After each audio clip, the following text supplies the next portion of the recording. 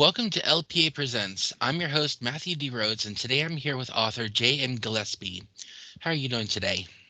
Pretty good. I've crafted some questions I'd like to ask you, and I look forward to hearing your answers. Hmm. Can you tell us a bit about your journey as a fantasy author and poet? Like, what inspired you to write in these genres?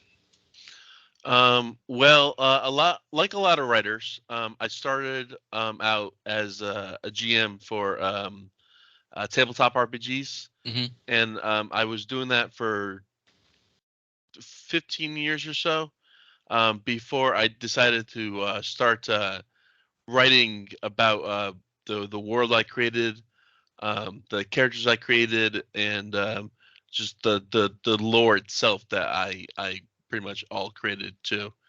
And as far as poetry goes, I used it as an outlet for my depression when I was deployed out in Iraq. Yeah, I never saw combat, but then again, I didn't make it out of basic training myself. I never saw But combat either, but still being out there in Iraq was really stressful. but usually it seems that most writers have some sort of mental Hmm. disability or something to Yeah, yeah. actually inspire them to write. Uh, Nothing drives you quite like mental illness. Fantasy is known for its world building. How do you go about creating immersive and unique worlds in your works? Let's see. So I was creating my world for now the last 23 years. Hmm. I find that the best way to go about world building is to find a problem, like something missing in your world, and create lore or a reason for it around that. Hmm. You can pull from mythology, you can pull from other cultures, but as long as you make it your own, um, that's what makes it so immersive. Okay.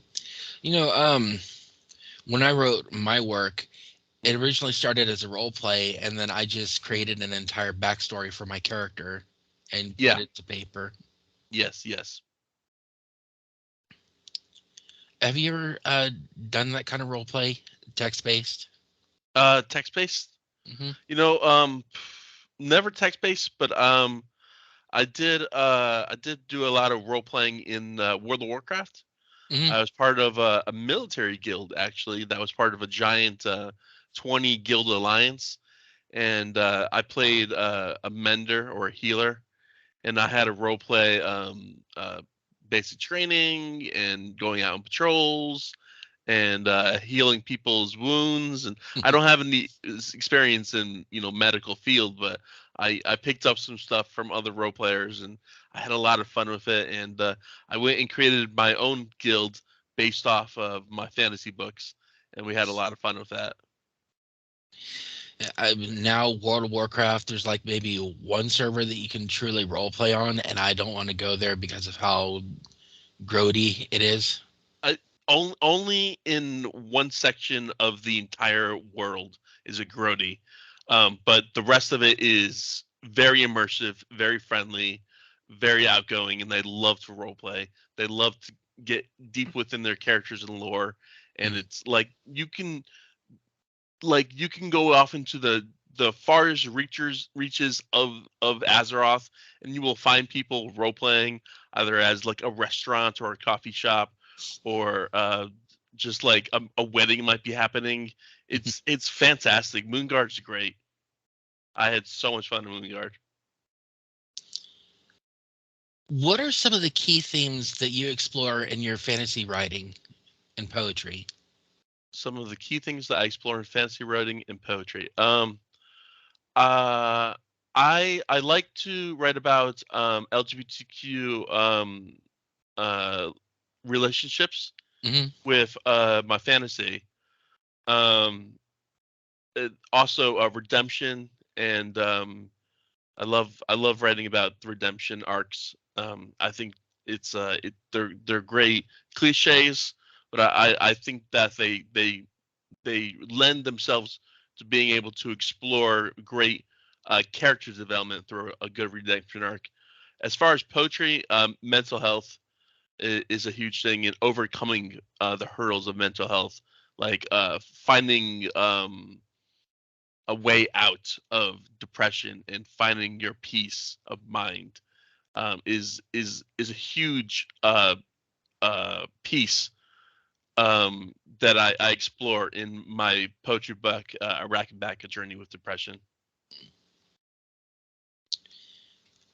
Have you ever had any comments about people being uplifted by your works? Yeah. So I have a friend that is a clinical social worker, and she led a group in a very large prison called Corcoran in California. Hmm. It's I think it's like the largest prison in the United States. And she used my poetry book in order to lead groups about PTSD and stuff. And I found a lot of people found the journey that I set through in those poems to be pretty not eye-opening, but enlightening. I guess I Hmm. don't know if enlightening the word. I guess uplifting is the best word. Okay. How do you balance the creativity and imagination required for fantasy with the structure and discipline needed for poetry? Mm. I don't really use structure in poetry. I usually free verse in some poems, and then I just kind of go with a normal rhyming scheme, like line after line or line every other line. Hmm. I'm not like professionally trained in poetry. I didn't take any classes for writing other than creative writing. Hmm. I didn't learn any techniques or anything through poetry, so I don't really have a discipline for it. I just for when I'm writing in fantasy and I bring in poetry, it's for world building, like a bard tale or a rhyme or a prayer or a tidbit of lore. And then for poetry in general, I free verse it. Like I just uh, pull it out of my mind and scry it on the paper or type it out, I guess. It used to be paper. And like I said, I just free verse. I just stream of consciousness for my poetry. Do you have any favorite fantasy authors or poets who have influenced your Oh work? yeah, definitely, definitely. Brian Jakes for the Redwall Oh, series, I love Ryan definitely. Jakes. I had every last book of his before he died. I have his entire Redwall collection, including his two children's books, um, illustrated books. Um, and then Richard Adams before that for Watership Down. And then Brent Weeks most recently for the Night Angel trilogy. I've never really had anyone inspire my work. Mm, I mean, it started as a role play within a certain fan community, hmm but it spiraled from there. But I wouldn't say I took any inspiration from the original work uh, the role play is based off of. I wrote for tributes. Like I have a race called the Hairkins, Hmm. which is a direct tribute to Redwall with the Hares from Salzman Dashon. And then I have a character named Inlay, and he is part of a clan called the Black Rabbits. So Inlay of the Black Rabbit of Inlay from Hmm. Watch It Down. And then the Night Angel trilogy itself just influenced me so heavily with learning to write about assassins and writing epic fight scenes or like fast-paced, high-octane fight scenes, and just developing really good brooding characters. Hmm. So I took all those aspects and I created my world, my characters out of it. Many fantasy authors draw inspiration from mythology and folklore. Mm. How do you incorporate these elements into your writing? You know, I don't think I have too much inspiration from folklore and mythology other than creating my own mythology. Hmm. If anything, taking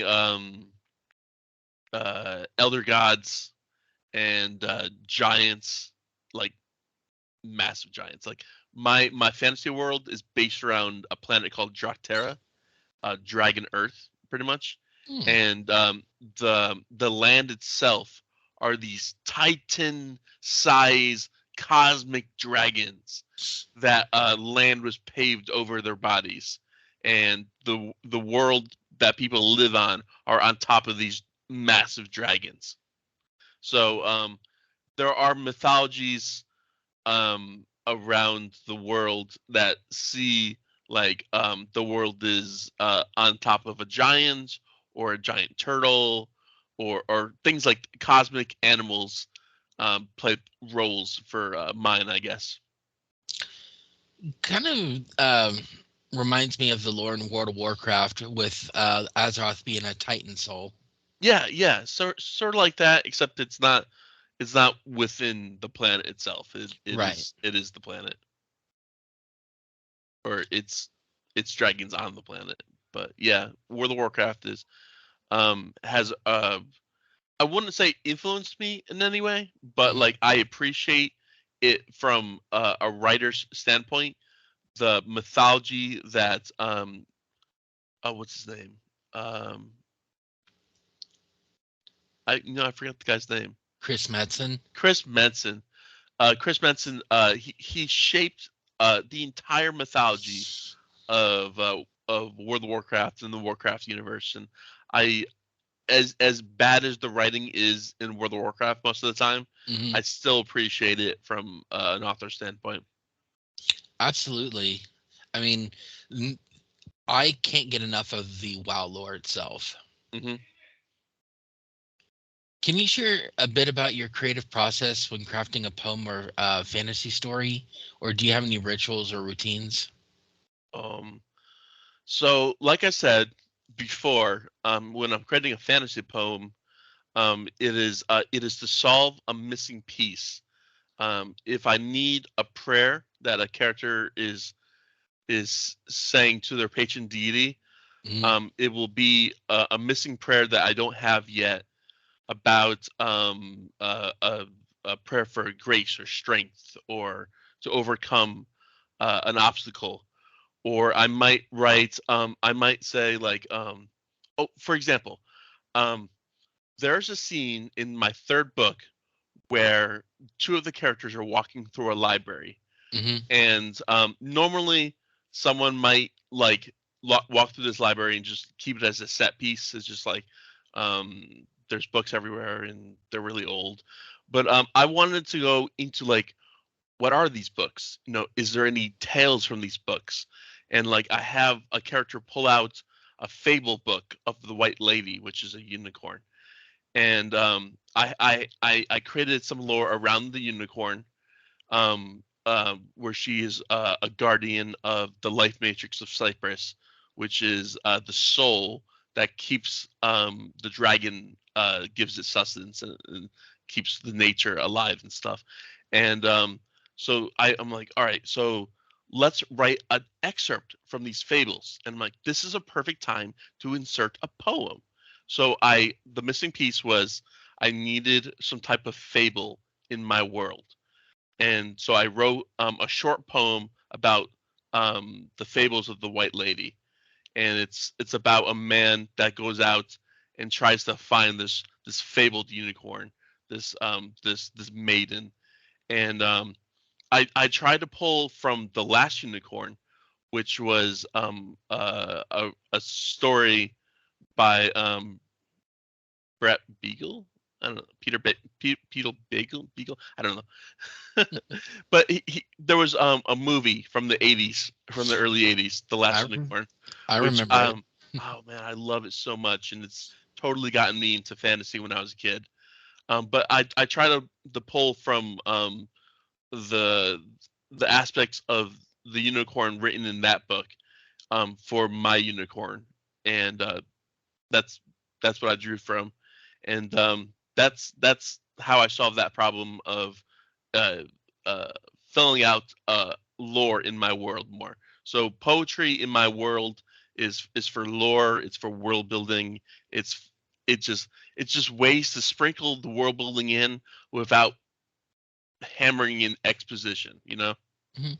But what about the creative process? I mean, um, how do you come up with these ideas? Well, that's usually how I do it. You Solving missing solving? pieces, Okay. inserting, trying to find ways to, like, I have the database Mhm. of the world building from the 23 years that I created the world. Um, but it I have to channel it through finding missing parts. Like, for example, in book 3, I created a language, or did the best. I don't speak any multiple languages, so I did my best of creating a language.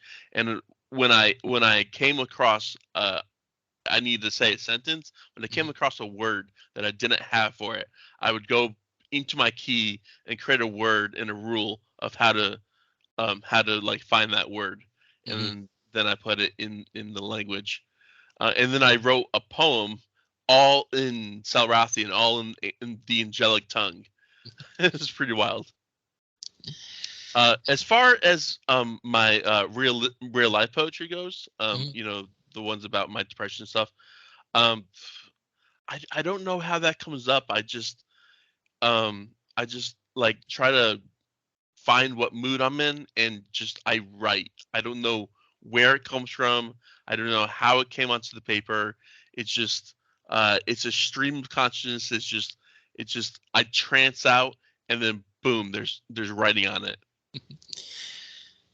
So I have to ask, okay, when dealing with other languages, is it prudent to have a glossary in the back of your work Yes. in order to explain those words? For my benefit and for the other people, if they want to translate the language, they can go to the key index that I put at the back of the book. I learned that from Richard Adams. Mhm. He did a glossary of Lapine, which is the language of the rabbits.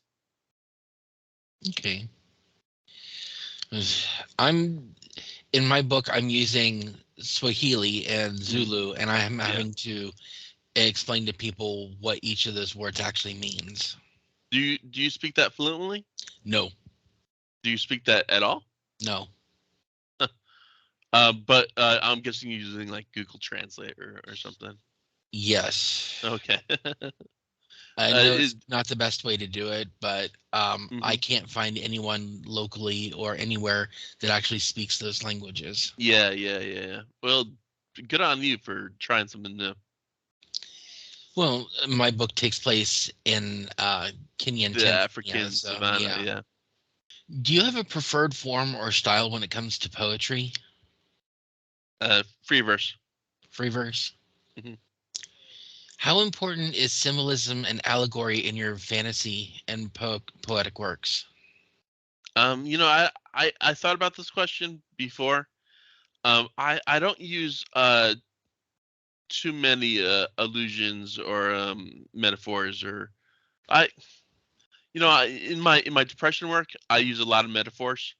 I Hmm. don't know if they're allegories, but I I think the only one that comes to mind that I could think of off the top of my head was my trilogy of poems called Dating Depression, Hmm. which I personified depression as a person and the toxic relationship of having depression as a companion, where I felt trapped with that relationship, that I couldn't get out of it, but I felt almost comforting that I've been with it for so long.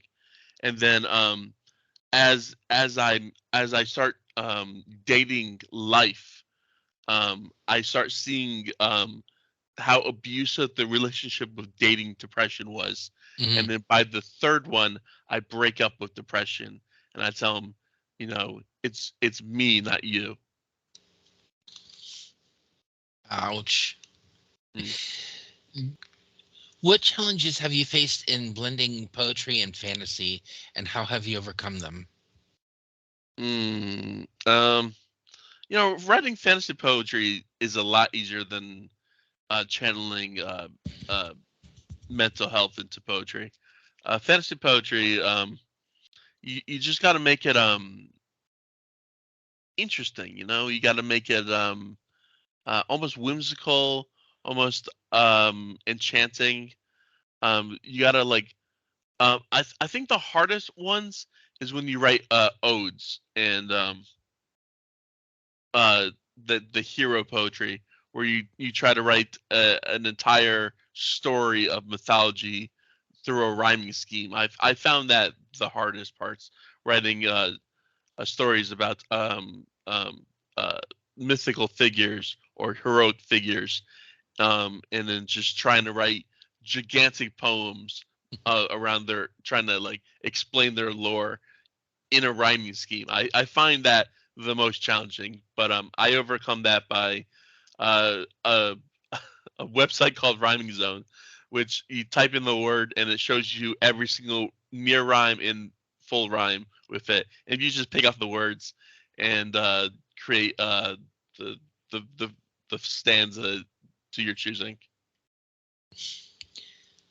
How do you approach character development in your fantasy stories? Are there any characters you resonate with personally? Yeah, there's a couple. Character development is very difficult because it takes an entire book to write a progression of character development, but Mhm, it takes an entire series to write a true journey with that character development and the arcs that the character has to go through and the lessons that they learn, and then not only the lessons that they learn, but the troubles they find themselves back in, because you mhm. can't just change a character over the course of a book and expect it to be a 300%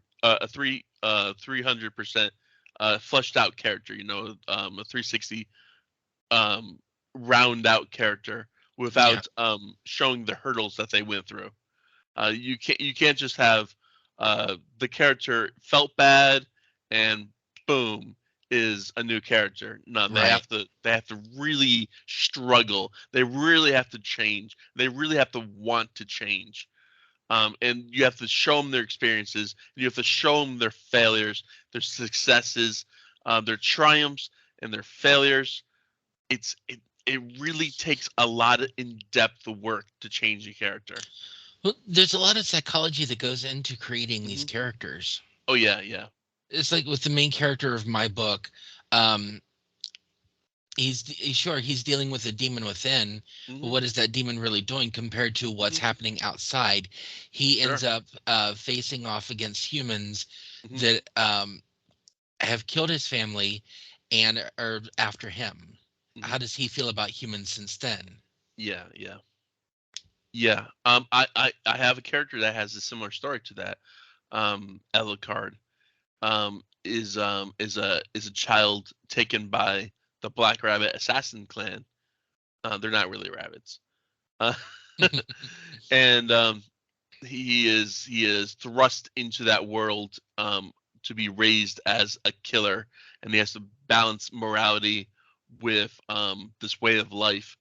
And when he is exiled from that clan, he sets out on a revenge to destroy that clan. But way later in the book, he comes to realize that hatred is not a life to live. Mm, It's not. It's not conducive of of becoming and finding happiness.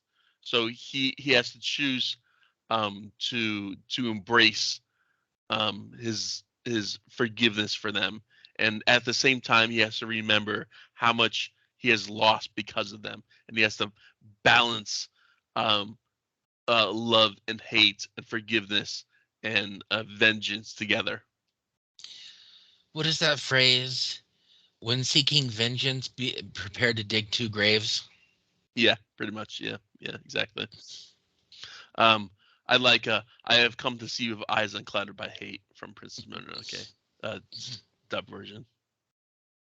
Um, what was the other part of that question? Um, I was asking if there are characters who resonate with you personally. Right. Yes. There is a character I find easy to write because I feel like I put a lot of my experiences in him um Mhm. through mental health reasons. But as far as the fantasy characters, there's not too many characters that resonate with me. But there is a sci-fi short story that I wrote that I pooled various aspects of my personality and memories and life experiences into the different characters Mhm. to formulate all their characters. And I find that a very personal short story, even though it's like science fiction and stuff, because it deals so much with my life experiences and memories and personalities and hobbies and likes and stuff. Okay. How does your background or personal experiences influence the themes and elements in your work? Mm. Um, just really mental health is the main aspect. Um, Mental health and my experiences in the military are usually the ones that I draw the most from. Hmm. What role do cultural and historical influences play in your fantasy worlds? Just I I okay, so I write fantasy, and the typical fantasy I write is medieval fantasy.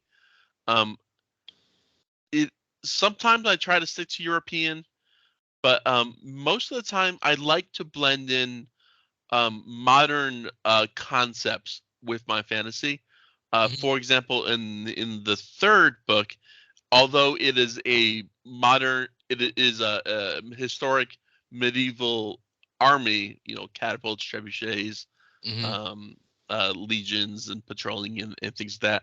In the third book, I introduce an airborne unit for the Dragon Riders, complete with skydiving and wingsuits.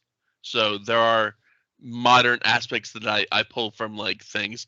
Another thing is back to tributes and influences. In the first book, I write an entire chapter or part of a chapter within the character of a medic Hmm. that I drew from an episode of Band of Brothers with that medic episode with I think his name was Remy. Um, it's been a long time since I saw the episode, but I was influenced by that in Band of Brothers when I was writing my sieges and my war scenes and stuff. Do you do a lot of action set pieces in your work? Oh, yes. I love writing fight scenes. I love writing battles. I love writing chase scenes. I write tons of that stuff. I pride myself in being a very strong action writer. I seem to be more on the dramatic side of things Hmm. than dealing with action set pieces. Hmm. Can you share any upcoming projects or works that your fans can look forward to? I have book 4 of the Dragon Realms Saga, the Mage King, in the works right now. I'm working on the first draft. I have the Dawn Edge War, book 3 of the Dragon Realms Saga, as an audiobook coming out later this month, towards the end of the month. It's currently in review of Amazon. I'm also working on a short story anthology, way on the side project. I don't often have the time to work on it, but I'm on the second story right now, and I put it on hiatus, but I would like to get back to it. Mm. So my fans can look out for those 3 projects. Are there any recurring motifs or symbols in your poetry or fantasy writing that you'd like to discuss? Um, One more time. Are there any recurring motifs or symbols in your poetry or fantasy writing that you'd like to discuss?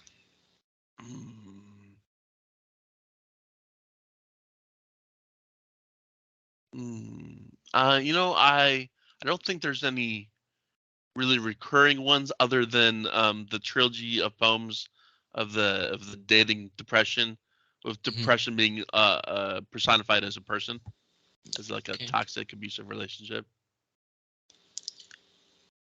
Many fantasy authors have a map of their fictional world.